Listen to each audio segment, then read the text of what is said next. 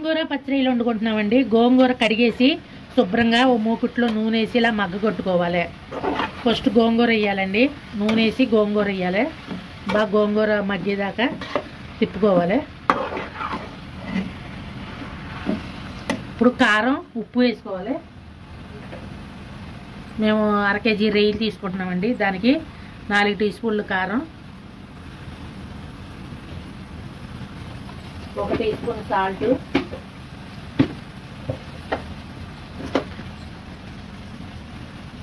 1 teaspoon salt, 1/2 teaspoon పసుపు,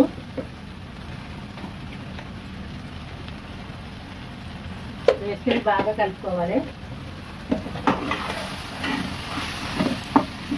సిమ్లో పెట్టుకోండి మగ్గిపోయాక.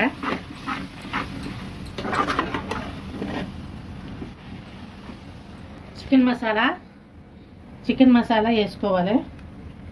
ఒక ప్యాకెట్ వేసేస్తున్నానండి, 10 రూపాయలది. వేసుకుని బాగా కలుపుకోవాలి. బాగా కలుపుకొని కొంచెం నీళ్ళు వేసుకోవాలి. నీళ్ళు వేసుకుని కలిపి ఉంచుకోవాలి. రొయ్యలు తీసుకొస్తాను. రొయ్యలు కొంచెం కారం, సాల్ట్ కలిపి ఫ్రిడ్జ్లో పెట్టుకున్నామండి. ఫ్రిడ్జ్లో పెట్టుకున్నాయి. గోంగూరలో వేస్తున్నాం. గోంగూరలో వేసి మూత పెట్టి సిమ్లో పెట్టి ఒక అరగంట సేపు ఉడకనివ్వాలి. కూర ఇలాగా ఎగిరిపోయే వరకు ఎగిరిచ్చేయాలండి. కూర రెడీ అయిపోయింది.